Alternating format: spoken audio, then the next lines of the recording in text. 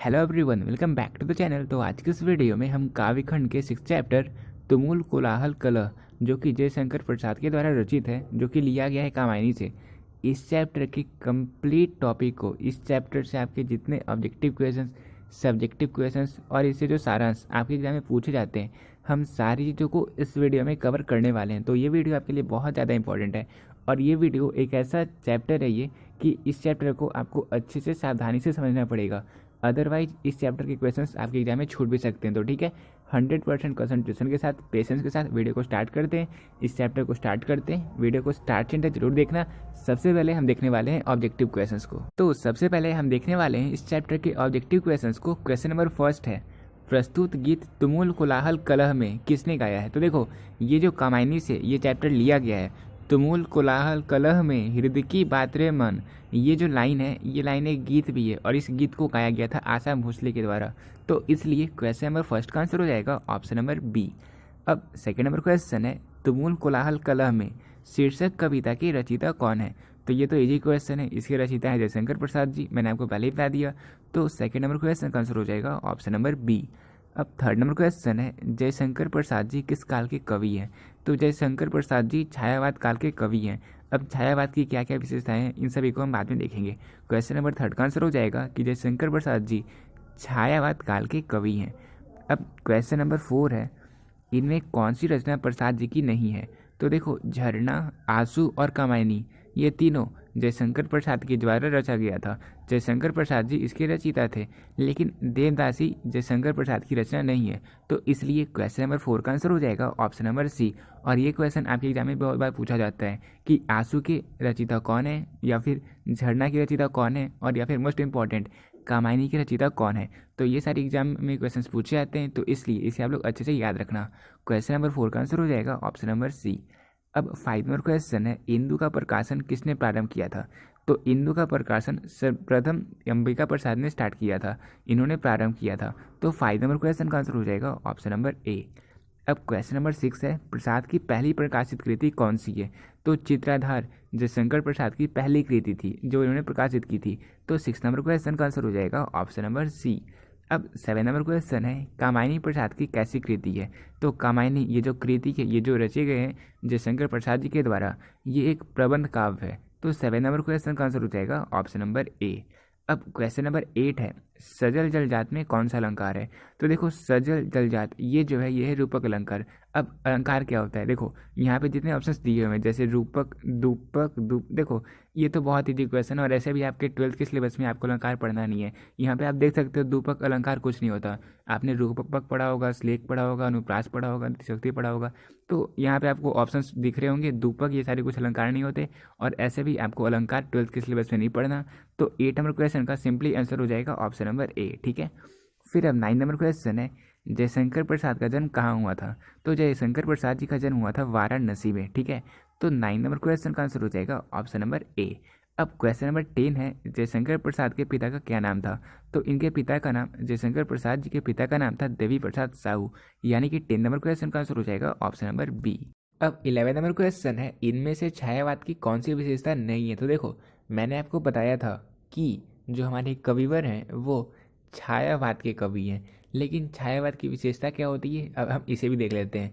तो देखो, छायावाद की जो रचनाएं होती है वो रहस्यात्मक होती है, यानी कि उसमें रहस्य छिपा होता है, दार्शनिक होती है और लाक्षणिक होती है। लेकिन छायावाद की विशेषता बुद्धिवादिता नहीं है, इसलिए 11 नंबर क्वेश्चन का आंसर हो जाएगा ऑप्शन नंबर डी। ठीक है, इसे आप लोग याद रखना, ये आपके लिए इंपॉर्टेंट है।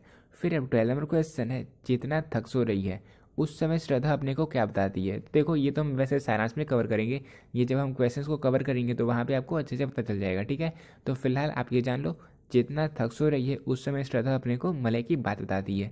तो 12 नंबर क्वेश्चन का आंसर हो जाएगा ऑप्शन नंबर ए। ठीक है, फिर अब क्वेश्चन नंबर 13 है, मनुष्य का शरीर क्यों थक जाता है। तो देखो, मनुष्य का जो मन होता है वो बहुत ही चंचल होता है और वो कभी नहीं थकता, लेकिन मन की चंचलता के कारण जो मनुष्य का शरीर है वो थक जाता है। ठीक है, तो क्वेश्चन नंबर 13 का आंसर हो जाएगा कि मनुष्य का शरीर मन की चंचलता से थक जाता है, यानी कि इसका आंसर हो जाएगा ऑप्शन नंबर ए। अब क्वेश्चन नंबर 14 है, प्रसाद जी का जन्म हुआ था। तो प्रसाद जी का जन्म कब हुआ था। कविवर का जन्म हुआ था 1889 में, यानी कि 14 नंबर क्वेश्चन का आंसर हो जाएगा ऑप्शन नंबर ए। ठीक है, फिर अब लास्ट हमारा ऑब्जेक्टिव क्वेश्चन है, चातकी किसके लिए तरसती है। तो देखो, चातकी एक पक्षी होती है, एक बर्ड होता है, और ये जो पक्षी होती है ये स्वाति की पहली बूंद को ही पीती है, और ये मतलब प्यासी रहती है, और जब स्वाति की पहली बूंद यानी कि पानी जब पड़ता है तो उस टाइम उसकी पहली बूंद को ये पीती है। और इसे आपने देखा नहीं तो मैं आपको इसका फ़ोटो दिखा देता हूँ ताकि आपको क्लियरली इसके बारे में पता चल जाएगा। तो चातकी किसके लिए तरसती है, ये एक छोटी सी बूंद के लिए तरसती है।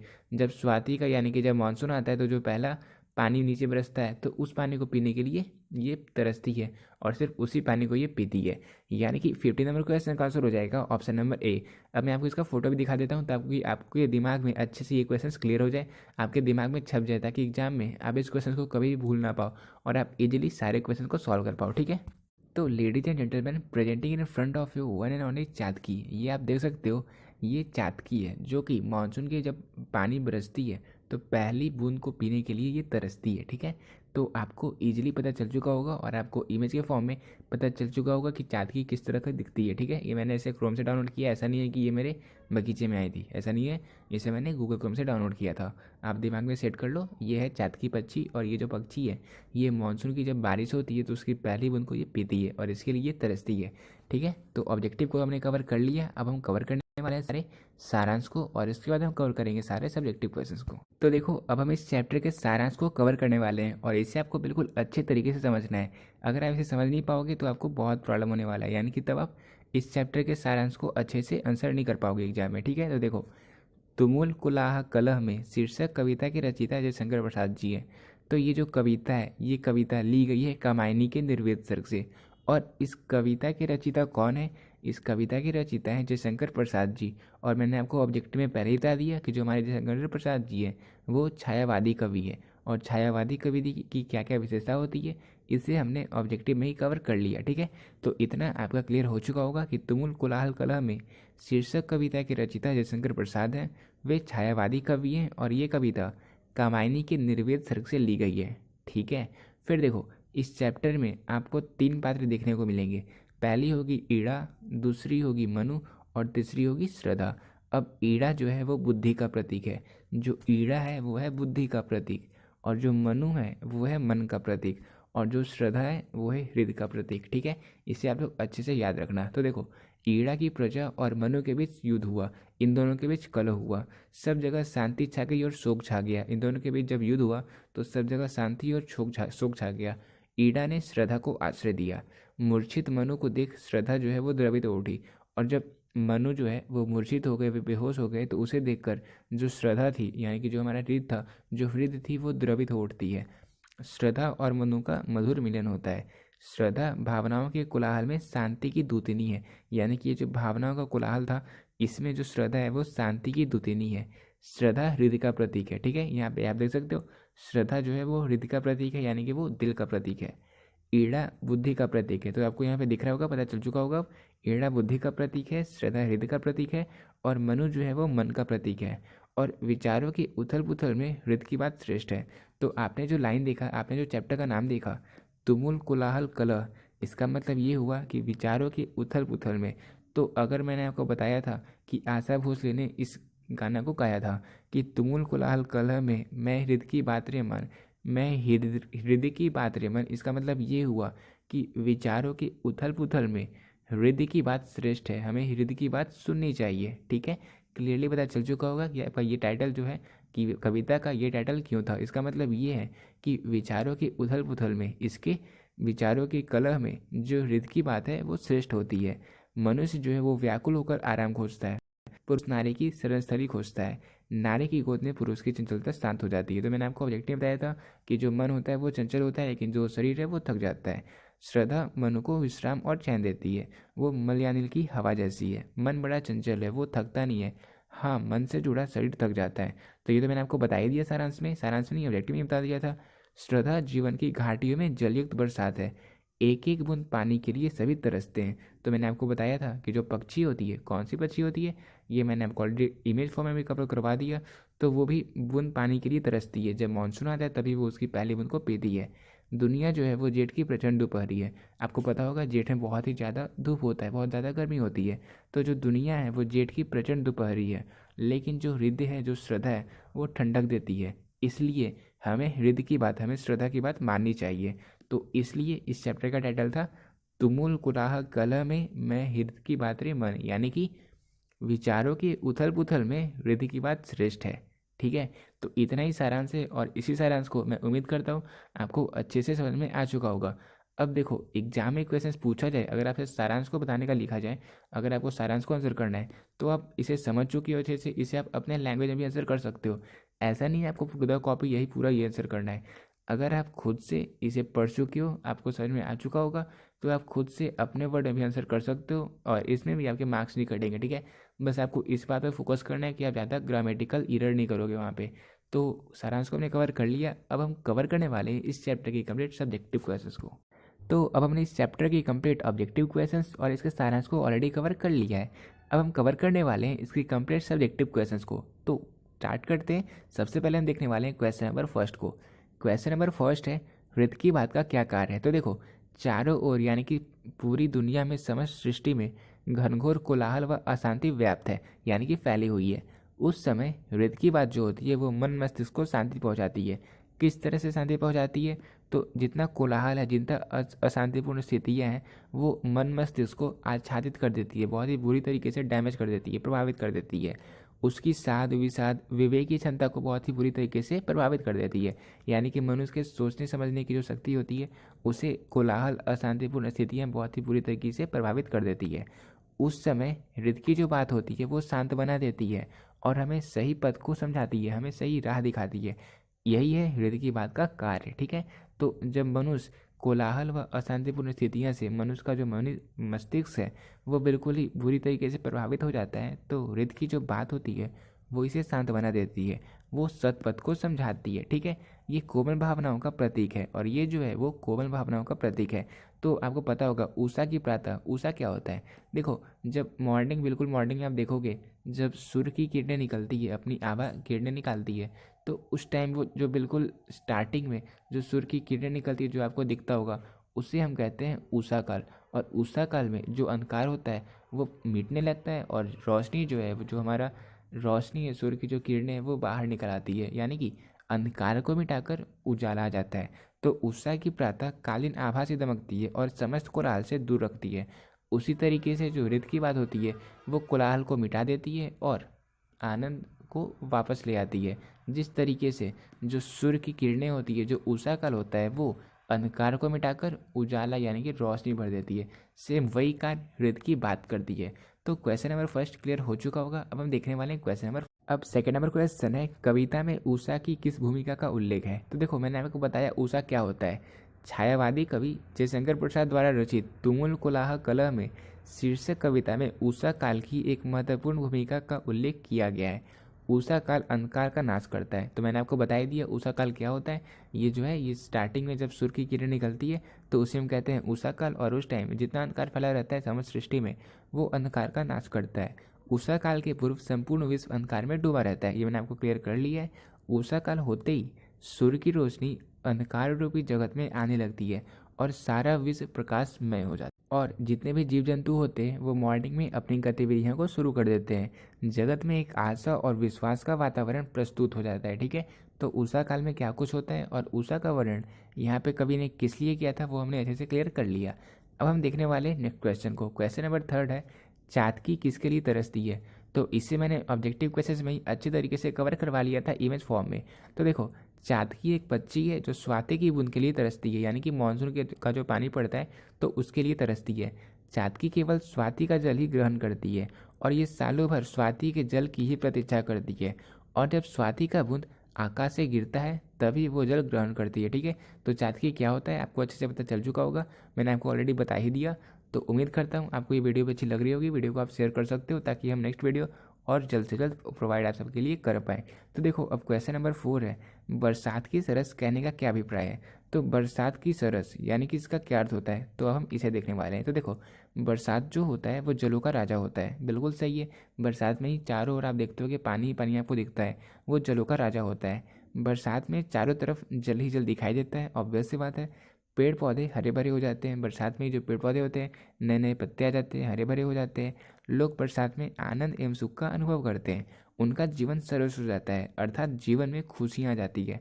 और खेतों में फसल भी लहराने लगते हैं बरसात के मौसम में। किसानों के लिए समय तो और भी खुशी लाने वाला होता है, क्योंकि जो खेत होते हैं वो हरे भरे हो जाते हैं, वो और लहराने लगते हैं। इसलिए कवि जयशंकर प्रसाद ने बरसात को बहुत ही सरस कहा है। ठीक है, तो बरसात को सरस कहने का क्या अभिप्राय था ये आपको अच्छे से पता चल चुका होगा। बरसात में सभी का फायदे का सौदा होता है, यानी कि वहाँ पे जो किसान वर्ग होते हैं उन्हें भी बहुत ही खुशी मिलती है, और साथ ही साथ जितने पेड़ पौधे होते हैं वो सभी भी हरे भरे हो जाते हैं। तो क्वेश्चन नंबर 4 भी हमने क्लियर कर लिया। अब हम देखने वाले हैं नेक्स्ट क्वेश्चन को। अब 5 नंबर क्वेश्चन है, और ये जो क्वेश्चन ये आपको आज से स्पष्ट करने वाला है, यानी कि ये क्वेश्चन आपके एग्जाम में 4 मार्क्स का पूछा जाता है। तो आपको पता ही होगा, फॉर्मेट मैंने आपको लगभग हर एक वीडियो में बता दिया है। सबसे पहले आप ये बताओगे कि ये जो लाइन है ये किस चैप्टर से लिया गया है, उसकी रचयिता कौन है, और उसके बाद इस लाइन को एक्सप्लेन करोगे। तो देखो, प्रस्तुत पंक्तियाँ जयशंकर प्रसाद की कविता तुमुल कोलाहल कलह में से उद्धृत है, और ये कामायनी महाकाव्य का अंश है, जो मैंने आपको सारांश में ऑलरेडी बता दिया। इस पंक्ति के माध्यम से कवि कहना चाहते हैं कि जिन्हें इस अभागा मानव जीवन ने झुलसा डाला है, और जिन्हें सांसारिक अग्नि से भगाने का भी कोई उपाय नहीं है, ऐसे दुख से दर्द लोगों को मैं आशा रूपी वसंत की रात के समान सुख की आंचल हूँ। उनके झुलसे मन को हरा भरा बनाकर फूल सा खिला देती हूँ, यानी कि पवन की प्राचीर में रुक जला जीवन जा रहा झुक। इसका मतलब ये हुआ कि जिन्हें इस अभागा मानव जीवन ने झुलसा डाला है, और जिन्हें सांसारिक अग्नि से भगाने का भी कोई उपाय नहीं है, इस झुलसते विश्व मन की मैं कुसुम ऋतु रात्रि मन। इसका मतलब ये हुआ कि ऐसे दुखदर्द लोगों को मैं आशा रूपी वसंत की रात की समान सुख की आंचल हूँ, और उनके झुलसे मन को हरा भरा बनाकर फूल सा खिला देती हूँ। ठीक है, तो आज से स्पष्ट कर दिया। अब ये क्वेश्चन को आप याद भी कर सकते हो। इसके बाद हम देखने वाले हैं नेक्स्ट क्वेश्चन को। अब 6 नंबर क्वेश्चन है, सजल जल जात का क्या अर्थ है। तो सजल यानी कि जल से भरा, जल जात यानी कि कमल। तो इसका अर्थ तो मैंने आपको बता ही दिया, जल से भरा कमल। तो देखो इसका क्या अर्थ है हम देखने वाले हैं डिटेल में थोड़ा, ताकि हम एग्जाम में भी इस क्वेश्चन को आंसर कर पाएँ। तो सजल जल जात का अर्थ जल भरे कमल से है। मानव जीवन आंसुओं का सराबोर है, उसमें पुरातन निराशा रूपी बादलों की छाया पड़ रही है। उसकी सरोवर में आशा एक ऐसा जल से पूर्ण कमल है। उसकी सरोवर में यानी कि निराशा रूपी बादलों की छाया जो पड़ी हुई है, उस सरोवर में आशा एक ऐसा जल से पूर्ण कमल है जिस पर भौरे मंडराते हैं और जो मधु से परिपूर्ण है। ठीक है, तो सजल जल जात का क्या अर्थ है ये मैंने यहाँ पे क्लियर कर लिया। अब 7 नंबर क्वेश्चन है, कविता का केंद्रीय भाव क्या है, संक्षेप में लिखिए। तो ये जो कविता हमने पढ़ा इसका केंद्रीय भाव क्या था, इसका केंद्रीय भाव था कि हमें हृदय की बात माननी चाहिए। लेकिन हम एग्जाम में बस इतना ही आंसर नहीं करेंगे, बल्कि इसे और अच्छे से डिटेल में कवर करेंगे। तो देखो हम किस तरह से इसे कवर करेंगे, किस तरह से हम इसे एग्जाम में आंसर करेंगे। तो संसार में कलह, प्रताड़ना, अमंगल, भाग दौड़, छल कपट आदि चारों ओर व्याप्त है। व्यक्ति उनमें फंसा छटपटा रहा है, और जो मन है वो बड़ा ही चंचल है। वह माया मोह फांस कर उसको भ्रमित करता रहता है, और उसके चारों ओर पीड़ाओं का संसार बुनता रहता है। तो देखो, जो मनुष्य का मन होता है वो बड़ा ही चंचल होता है, और इसके कारण वो मोह माया में फंस कर हमें भ्रमित करता रहता है, और इस कारण हमारे चारों ओर पीड़ाओं का संसार धीरे धीरे बुनता चला जाता है। तो ये जो स्थिति होती है ये बहुत ही ज़्यादा दुखद होती है, बहुत ही अत्यंत दुखद होती है, और इसलिए कवि इससे हमें बचाना चाहते हैं। कवि चाहते हैं कि मानव को इससे मुक्ति प्राप्त हो सके, लेकिन इसके बारे में कवि कहते हैं कि इसका एक ही उपाय है। और वो क्या उपाय है, वो उपाय है कि हमें हृदय का यानी कि आत्मा का सम्मान करना चाहिए। हमें आत्मा की बातें जो है वो माननी चाहिए, और इसके अनुसार चलना ही चाहिए। जो हृदय हमें कहती है हमें वही करना चाहिए। ये बातें कही है किसने, ये बातें कही है कविवर ने, जयशंकर प्रसाद जी ने, कि हमें चारों जो हमारे पीड़ाओं का संसार बुनता जा रहा है, मन की चंचलता जो होती है उसके कारण वो जो मोह माया में फंसती जा रही है, उससे बचने का बस एक ही उपाय है, और वो है कि हमें हृदय की बात को सुननी चाहिए, उसकी बातों के अनुसार ही हमें चलना चाहिए। वह श्रद्धा को महत्व देते हैं, जो कि एक आस्थापूर्ण विश्वासमयी आस्तिक बुद्धि का प्रतीक है, और उसके आधार पर ही कल्याण संभव हो सकता है। यानी कि हृदय के महत्व देने से ही जो हमारा कल्याण है वो हो सकता है। ठीक है, तो ये सारी बातें इस चैप्टर में कविवर ने बताई थी। तो इस क्वेश्चन को हमने इजीली अच्छे से कवर कर लिया। अब हम देखने वाले हैं क्वेश्चन नंबर 8 को। क्वेश्चन नंबर 8 है, कविता में विषाद और व्यथा का उल्लेख है, ये किस कारण से है, अपनी कल्पना से उत्तर दीजिए। तो इसके बारे में अभी तक आपको कुछ नहीं पता होगा, मैं आपको बता दूं कि ये जो वर्ड है विषाद और व्यथा, इसे कविता के दूसरे पद में हमने पढ़ा था। ठीक है, तो आपको उससे ज़्यादा कुछ जानना है नहीं, बस जो क्वेश्चन है आपको उसको समझते चलना है। देखो, जयशंकर प्रसाद लिखित तुमुल कोलाहल कलह में शीर्षक कविता के द्वितीय पद में विषाद और व्यथा का उल्लेख किया गया था। अब विषाद का उल्लेख किस लिए किया गया था, तो कवि के अनुसार संसार की वर्तमान स्थिति कोलाहलपूर्ण स्थिति से क्षुब्ध है। यानी कि ये जो कोलाहलपूर्ण स्थिति है, ये जो बहुत ही दयनीय दुखद स्थिति है, इससे क्षुब्ध है, इससे सब परेशान है। इससे मनुष्य का मन चीर विषाद में विलीन हो जाता है। तो इसलिए इस स्थिति के कारण ही जो हमारे कविवर है उन्होंने द्वितीय पद में विषाद का यूज किया था, इस वर्ड का यूज किया था। इसके अलावा जो हमारा मन होता है उसमें बहुत ही घुटन महसूस होने लगती है। तो अब जो व्यथा है उसका इस्तेमाल क्यों किया गया था?